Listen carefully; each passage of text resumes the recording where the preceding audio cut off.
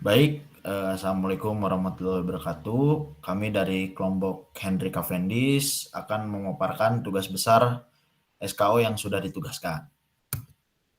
Lalu yang pertama ada anggotanya terdiri dari 3 orang, yaitu yang pertama ada saya, Rizky Bayu Susanto, dengan NIM 110119042 dan rekan saya. Dan saya Venzer Rubenio Wijaya dengan NIM 110119439. Yang terakhir ada rekan saya yaitu Perkenalkan, nama saya Andi Nur Fahrul Ramadan dengan NIM 11011900322. Untuk topik yang kita angkat kali ini yaitu perencanaan dan analisis link point-to-point dari STO Ahmad Yani ke STO Geger Kalong.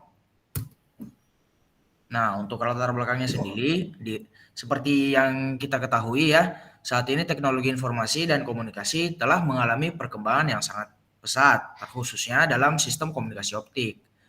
Suatu sistem komunikasi serat optik tidak akan terlepas dari anggaran daya dan anggaran waktu.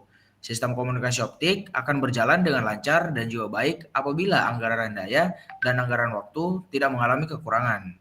Kemudian analisis power budget serta rise time budget ini sangat penting dilakukan untuk menilai dan mengevaluasi kelayakan suatu jaringan komunikasi optik. Untuk pemasangan kabel fiber optik point to point STO Ahmad Yani ke Geger Kalong yang memiliki jarak sekitar 10,8 km dengan situasi lapangan yang baik dan mendukung untuk melakukan perancangan link point to point dari STO Ahmad Yani ke STO Geger Kalong. Pemasangan ini melalui jalanan umum dengan tipe instalasi direct buried kabel atau ditanam langsung ke bawah tanah. Mungkin bisa di next. ya untuk rumusan masalahnya sendiri itu ada 3, yaitu apa saja spesifikasi dari serat optik yang digunakan dari STO Ahmad Yani hingga STO Geger Kalong.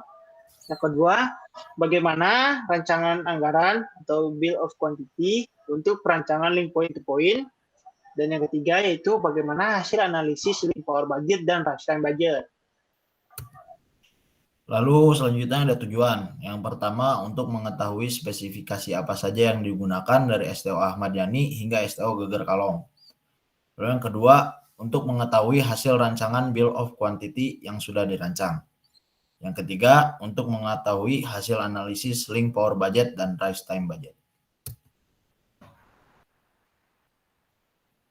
Nah, untuk rutenya sendiri bisa kita lihat di sini kita menggunakan rute perjalanan sekaligus fibernya secara bersamaan. Nah, mungkin bisa dilihat di sini untuk yang warna merah itu adalah rute optical fiber route, sedangkan yang warna kuning itu rute utama. Jadi basicnya sebenarnya sama.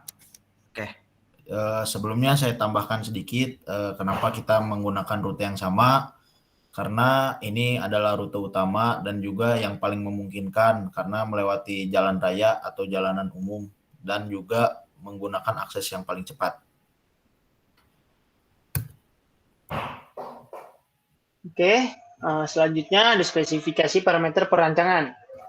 Dari spesifik kabel FO, yaitu ada pengirim, penerima, dan redaman kanal.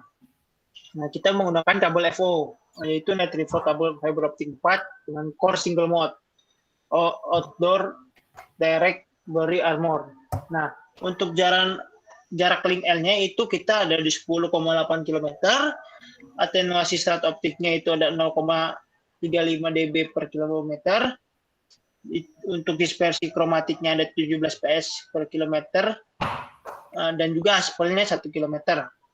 Untuk pengirimnya atau TX-nya itu daya transmitnya itu 5 MW, dan juga rise time transmitternya itu 35 ps, dan juga lebar spektralnya 0,1 mm, dan juga bitrate-nya itu 2,5 kali 10 pangkat 9 bps, format modulasinya NRZ dan juga RZ. Ketiga atau RX, yaitu rise time receiver-nya ada 35 ps, sensitivitas minimumnya min 28 dBm, dan yang terakhir redaman kanalnya itu jumlah konektornya 2, redaman konektornya 0,7 dB per titik, redaman splice-nya 0,1 dB per titik, dan juga margin sistemnya itu 3 dB.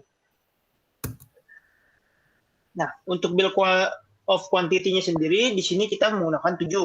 Ada 7 barang, yaitu yang pertama itu kabel FO dengan satuannya meter yang berjumlah 11.000, harga hingga totalnya 220 juta. Atau OLS itu satu pieces, harga satunya 950.000 dan total 950.000 juga. Yang ketiga splicing, fusion splicer, yaitu kita menggunakan satu dengan harga 23.575.000 atau total 575.000. Yang ketiga, yang keempat itu ada fiber optic stripper, yaitu jumlahnya satu dengan harga 155.000. Itu 5.000, sorry. Yang keempat itu ada fotodetektor. Yang kelima ada fotodetektor itu dengan jumlah 1, itu 1,6 juta. Yang keenam itu ada Kenwood Optical Time Domain Reflection untuk fiber optik dengan jumlah 1, yaitu 13 juta. Dan yang terakhir ada adapter fiber optik SC. Dan juga konektor fiber optik FO, yaitu kita menggunakan 5 dengan harga 1.400 dan juga dengan total 7.000. Harga semua ini kita mendapatkannya melalui e-commerce yang sudah kami riset terlebih dahulu. Sebelumnya saya tambahkan sedikit. Di sini kita membelinya 5 karena untuk menjaga-jaga, sedangkan yang kita pakai dua alat. Lalu selanjutnya ada link power budget. Link power budget merupakan metode yang melakukan perbandingan pada daya di mana memerlukan nilai dari redaman keseluruhan pada sistem dan nilai redaman total.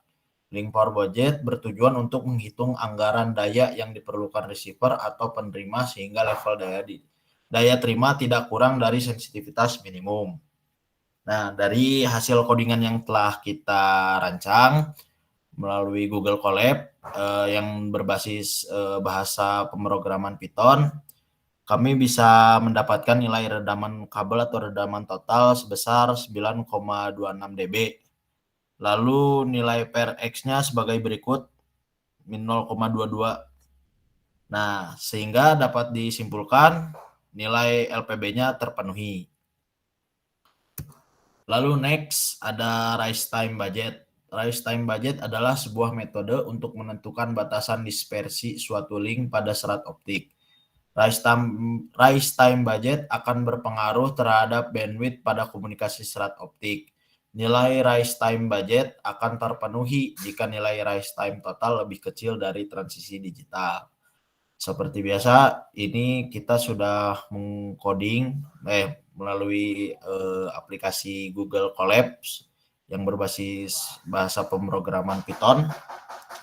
Hasil yang kita dapat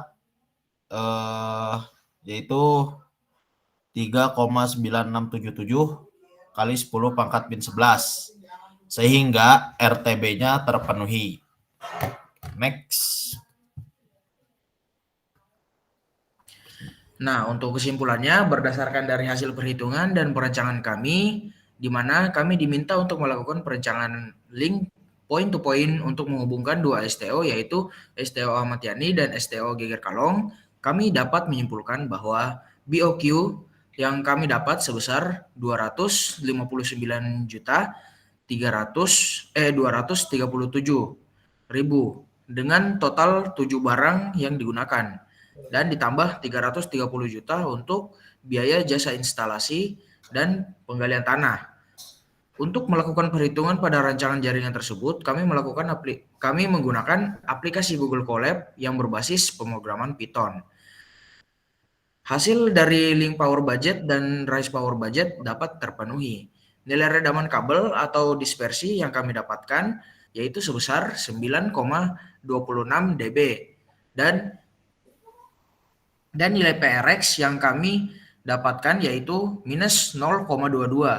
Maka anggaran daya terpenuhi. Lalu hasil nilai dispersi yang kami dapatkan sebesar 3,9677 dikali 10 pangkat minus 11 S. Maka dapat disimpulkan bahwa rise time budget terpenuhi karena nilai dispersi lebih kecil dari nilai NRZ dan RZ. Baik, Mungkin cukup sekian dari kelompok kami. Bila ada salah-salah katanya mohon maaf. Wabillahi taufiq wal hidayah. Wassalamualaikum Wassalamualaikum warahmatullahi wabarakatuh.